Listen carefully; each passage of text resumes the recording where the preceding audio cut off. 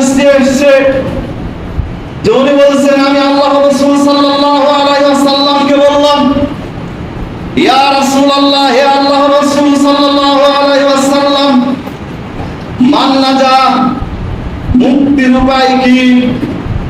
আল্লাহর রাসূল সাল্লাল্লাহু আলাইহি ওয়াসাল্লাম তার এই কথার উপরে বললেন, মুক্তির উপায় হলো আনসিক আলাইকা লিসানাকা, তুমি তোমার জিহ্বাকে সংযত করো।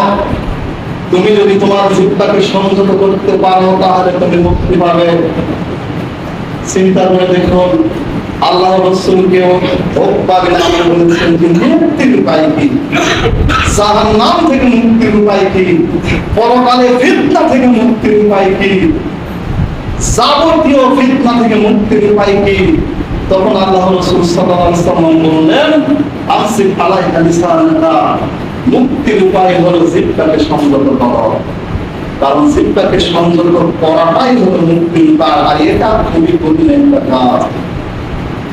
যুদ্ধক্ষেত্রে একজন সৈনিক প্রাণ দিতে পারে, প্রাণ দেওয়াটা তার কাছে সহজ, কিন্তু তার চাইতে অনেক অনেক কঠিন হলো এই জিহ্বাকে সংযত করা। জিহ্বাকে সংযত করা হলো খুবই কঠিন একটা কাজ, আর এই জন্য আল্লাহ রাসূল বলছেন জিহ্বাকে সংযত করো, তাহলে মুক্তি পাবে।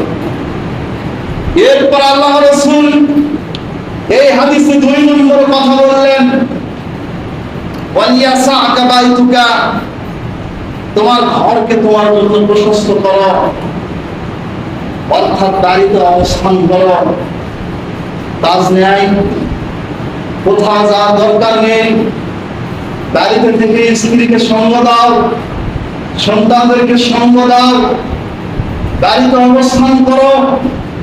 ওই দোকানে বসার দরকার নেই, ওই মাসুমের বেঞ্চে ওই বেঞ্চে দোকানে বসার দরকার নেই, কারণ ওখানে গল্প গুজব হয়, ওখানে গীবত হয়, ওখানে পরনিন্দা হয়, ওখানে মিথ্যা কথা হয়, ওখানে মানুষের সর্বনাশ করার জন্য ষড়যন্ত্র করা হয়।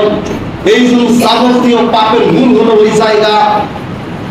বাইরে বের হওয়ার দরকার নেই, নিজের জন্য নিজের ঘরকে প্রশস্ত করো, বাড়িকে প্রশস্ত করো, বাড়িতে অবস্থান করে নিজের স্ত্রীদেরকে সঙ্গ দাও, এটা স্ত্রীর অধিকার, নিজের সন্তানদেরকে সঙ্গ দাও, এটা সন্তানের অধিকার। তাহলে পাপ কম হবে, এখানেও জিহ্বা সংযত হবে, আর জিহ্বা যদি সংযত হয়ে যায় তাতে পাপ কম হবে, আর পাপ যদি কম হয়ে যায় তাহলে ইহকালে নাজাত, পরকালে নাজাত। এরপর আল্লাহ রাসূল সাল্লাল্লাহু আলাইহি ওয়াসাল্লাম বিভিন্ন কথা বললেন।